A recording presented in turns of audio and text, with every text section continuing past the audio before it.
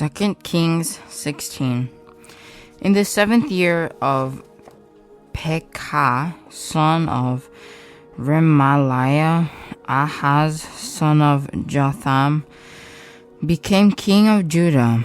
Ahaz was 20 years old when he became king and reigned 16 years in Jerusalem.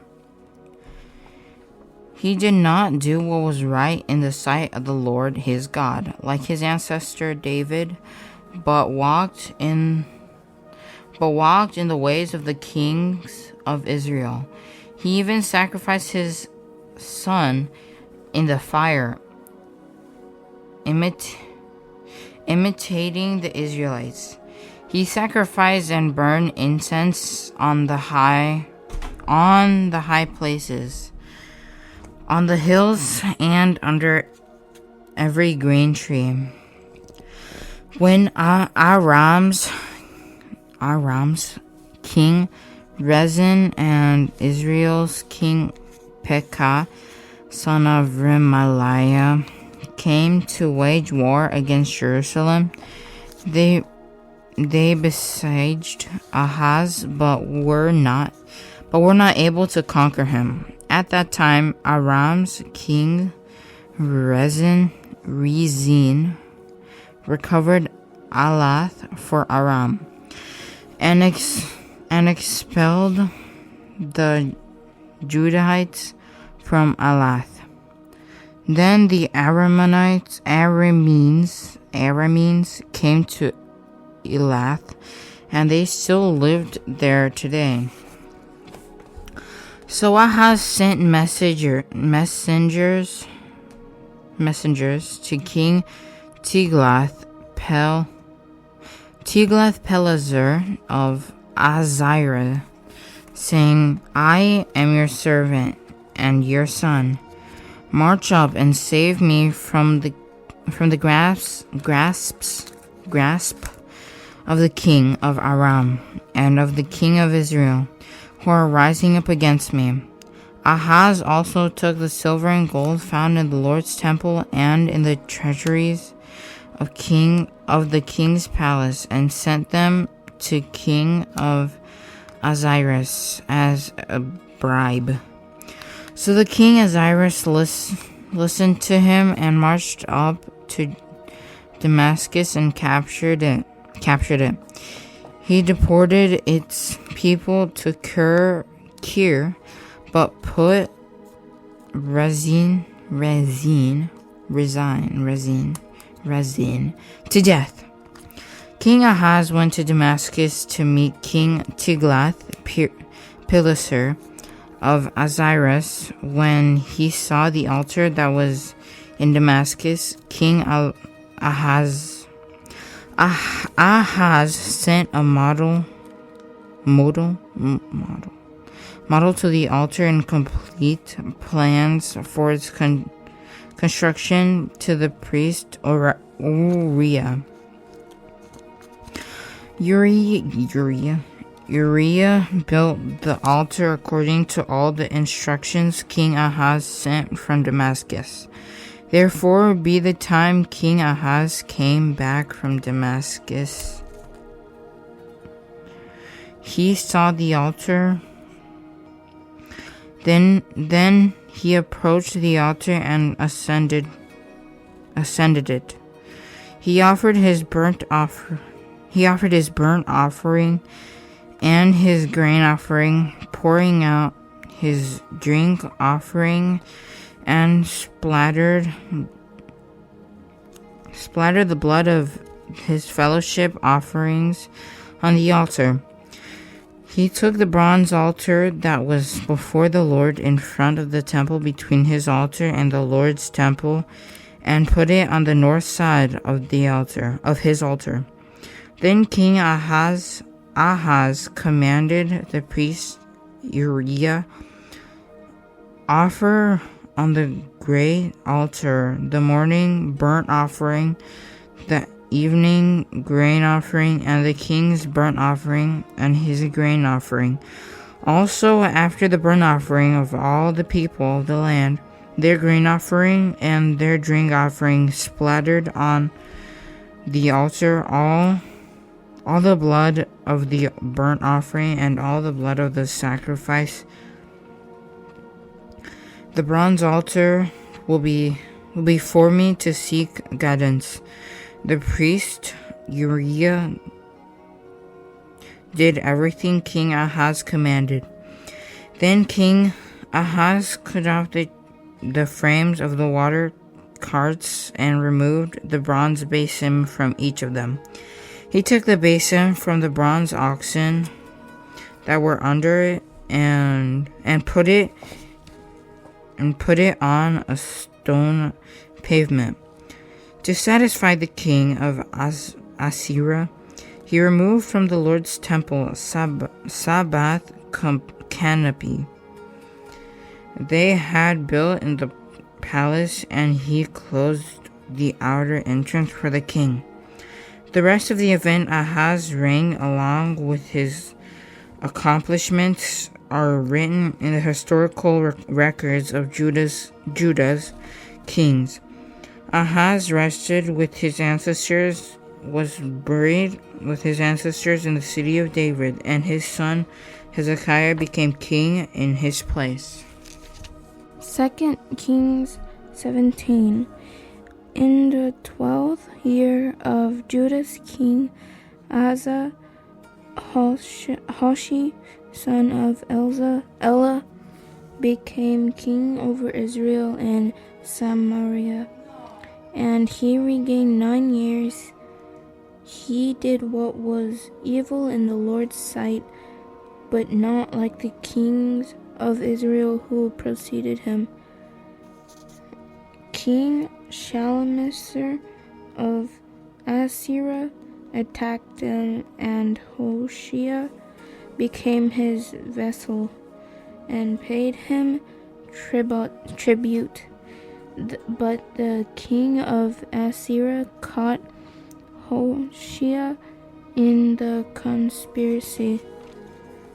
He had sent envoys to king of Egypt and had to not pay tribute to the king of Assyria as in previous years. Therefore the king of Assyria arrested him and put him in prison. The king of Assyria invaded the whole land, marched up to Samaria, and descended for 3 years. In the 9th year of Hoshea, the king of Assyria captured Samaria. He deported the Israelites to Assyria and settled them in Halia along the Harbor, Gazon's river, and in the cities of the Medes. This disaster happened because the people of Israel sinned against the Lord their God, who have brought them out of the land of Egypt from the power of Pharaoh, king of Egypt, and because they worshipped other gods, they lived according to the custom of the nation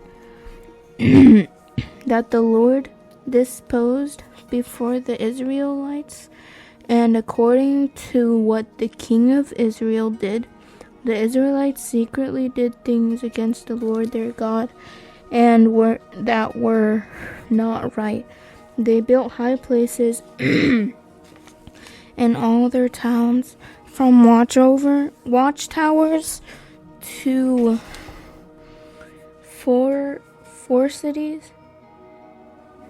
fortified cities. They set up for themselves sacred pillars and Asherah poles Asherah poles on every high hill and under every green tree. They buried incense there on all the high places, just like the nation that the Lord had divined out before them had done. They did evil things, angering the Lord. They served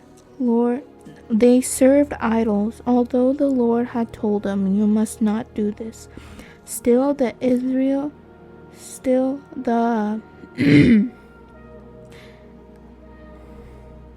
the Lord wanted Israel and Judah through every prophet and every seer, saying, "Turn from your evil ways and keep my command and statutes according to the whole law I commanded your ancestor and sent to you through my servant the prophet." But they would not listen. Instead, they became obstinate like their ancestors who did not believe the Lord their God. They rejected his statutes and his covenant he had made with their ancestors, and the warning he had given them. They followed worthless idols and became worthless themselves, following the surrounding nations the Lord had commanded them not to imitate. They abandoned all the commands of the Lord their God. They made cast image for themselves, 2 calves, and an Asherah pole. They bowed in worship to all the stars in the sky, and served Baal. They sacrificed their sons and daughters in the fire and practiced division and interpreted omen.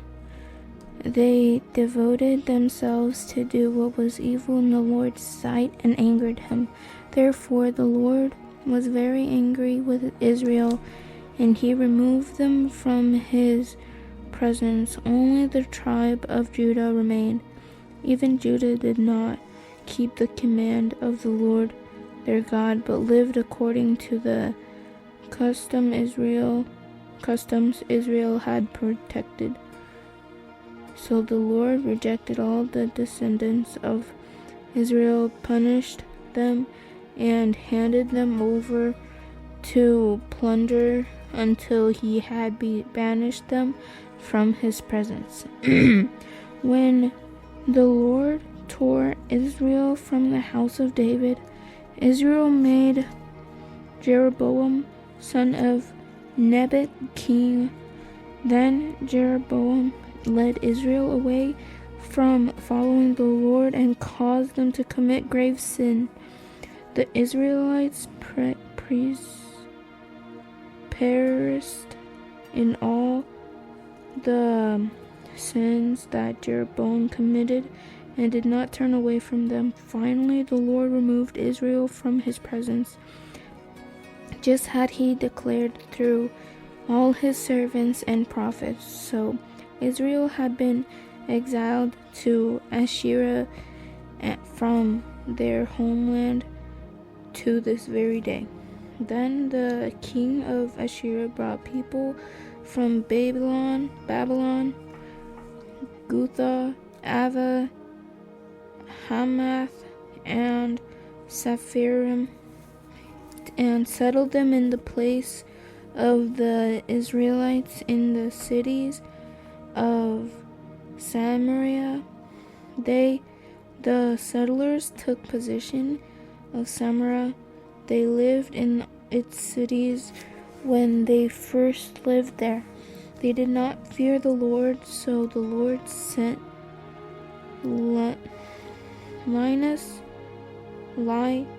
lions among them, which killed some of them.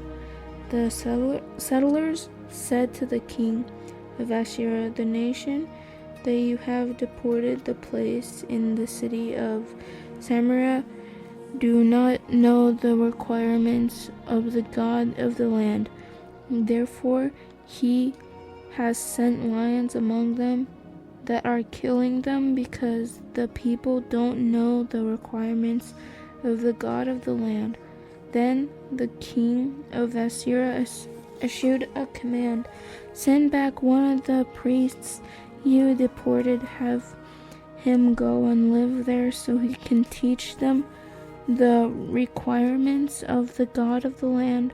So one of the priests they had deported came and lived in Bethel, and he began to teach them how they should fear the Lord. But the people of each nation were still making their own gods in the cities where they lived, and putting them in the shrines of the high places that the people of Samaria had made. The men of Babylon made Succoth,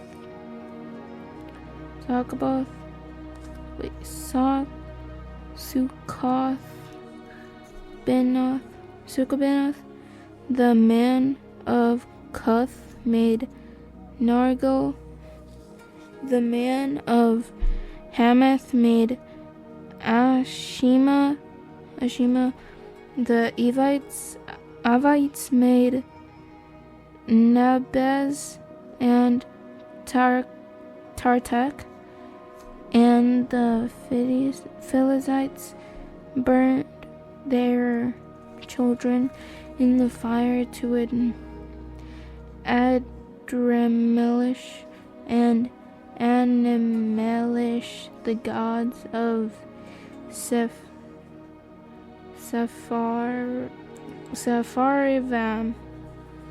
They feared the Lord, but they also made from their rank priests for the high places, who were working for them at the shrines of the high places. They feared the Lord, but they were also worshipped their own gods according to the practice of the nation from which they had been deported. They are still observing the former practice to this day. None of them feared the Lord or observed the statutes of and ordinance, the law and commandments the Lord had commanded the descendants of Jacob, whom he had given the name Israel. The Lord made a covenant with Jacob's descendants and commanded them, "Do not fear their other gods, do not bow in worship to them, do not serve them, do not sacrifice to them. Instead, fear the Lord who brought you from the land of Egypt with great power and an outstretched arm. You are to bow down to him, and you are to sacrifice to him. You are to be careful always to observe the statutes, the ordinance, the law, and the commandments he wrote for you. Do not fear other gods. Do not forget the covenant that I have made with you. Do not fear other gods, but fear the Lord your God, and he will rescue you from all your enemies." However, these nations would not listen, but continue observing their own precepts. They feared the Lord, but also served their idols. Still today, their children and grandchildren continue doing as their ancestors did. 2 Kings chapter 18. In the 3rd year of Israel's king, Hoshea son of Elah, Hezekiah son of Ahaz, became king of Judah. He was 25 years old when he became king, and he reigned 29 years in Jerusalem. His mother's name was Abi, daughter of Zechariah. He did what was right in the Lord's sight, just as his ancestor David had done. He removed the high places, shattered the sacred pillars, and cut down the Asherah's pole he broke into pieces, and the bronze snake that Moses made, for until then the Israelites were burning incense to it. It was called Nehushtan. Hezekiah relied on the Lord God of Israel. Not one of the kings of Judah was like him, either before him or after him. He remained faithful to the Lord and did not turn from following him, but kept the commands the Lord had commanded Moses. The Lord was with him, and wherever he went he prospered.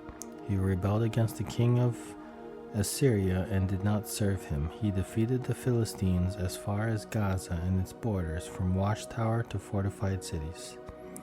In the 4th year of King Hezekiah, which was the 7th year of Israel, King Hoshea son of Elah, Assyria, king of Shalmaneser, marched against Samaria and besieged it. The Assyrians captured it at the end of 3 years, in the 6th year of Hezekiah, which was the 9th year of Israel's king Hoshea. Samaria was captured. The king of Assyria deported the Israelites of Assyria and put them in Halah, along the harbor, and in the cities of the Medes, because they did not listen to the Lord their God, but violated his covenant. All he had commanded Moses, the servant of the Lord, they did not listen, and they did not obey. In the 14th year of King Hezekiah, Assyria's king Sennacherib attacked all the fortified cities of Judah and captured them. So King Hezekiah of Judah sent word to the king of Assyria at Lachish, I have done wrong. Withdraw from me. Whatever you demand from me, I will pay. The king of Assyria demanded 11 tons of silver and 1 ton of gold from King Hezekiah of Judah. So Hezekiah gave him all the silver found in the Lord's temple and the treasures of the king's palace. At that time Hezekiah stripped the gold from the doors of the Lord's sanctuary and from the doorposts he had overlaid, and gave it to the king of Assyria. Then the king of Assyria sent the field marshal, the chief of staff, and his royal spokesman, along with a massive army from Lachish, to King Hezekiah at Jerusalem.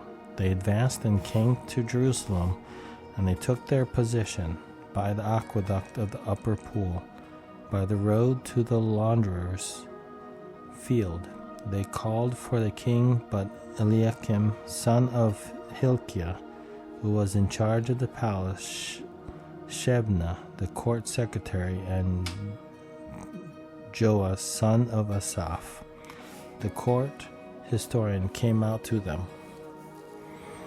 Then the royal spokesman said to put to them, Tell Hezekiah, this is what the great king, the king of Assyria, says. What are you relying on? You think mere words are strategy and strength for war? Who are you now relying on, so that you have rebelled against me? Now look, you are relying on Egypt, that splintered reed of a staff that will pierce the hand of anyone who grabs it and leans on it. This is what Pharaoh's king of Egypt is to all who rely on him.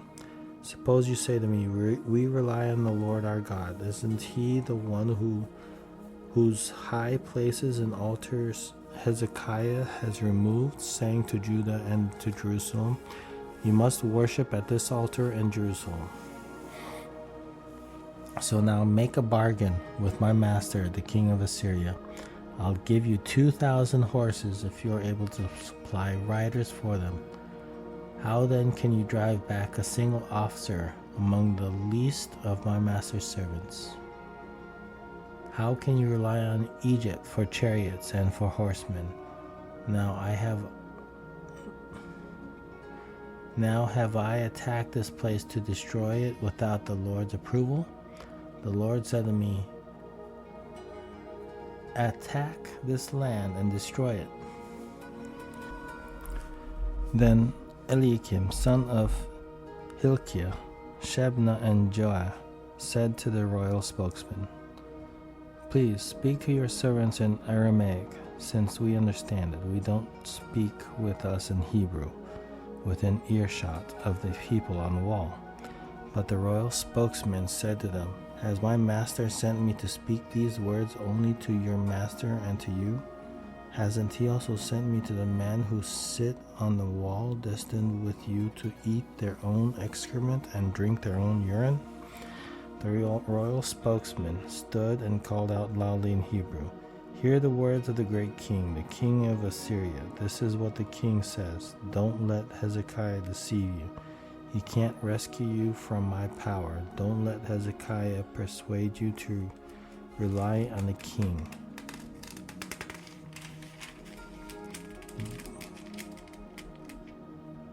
By saying, 'Certainly the Lord will rescue us. This city will not be handed over to the king of Assyria.' Don't listen to Hezekiah, for this is what the king of Assyria says. 'Make peace with me and surrender to me. Then each of you may eat from his own vine and his own fig tree, and each of you may drink water from his own cistern, until I come and take you away to a land like your own land, a land of grain, a new wine, a land of bread and vineyards, a land of olive trees and honey, so that you may live and not die.' But don't listen to Hezekiah when he misleads you, saying, 'The Lord will rescue us.' Has any of the gods of the nations ever rescued his land from the power of the king of Assyria? Where are the gods of Hamath and Arpad? Where are the gods of Seravaim, Hena, and Iva? Have they rescued Samaria from my power? Who among all the gods of the land has rescued this land from my power? So will the Lord rescue Jerusalem from my power." But the Lord kept silent. They did not answer him at all, for the king's command was, "Don't answer him." Then Eliakim, son of Hilkiah, who was in charge of the palace of Shebna, the court secretary, and Joah, son of Asaph, the court historian, came to Hezekiah with their clothes torn and reported to him the words of the royal spokesman.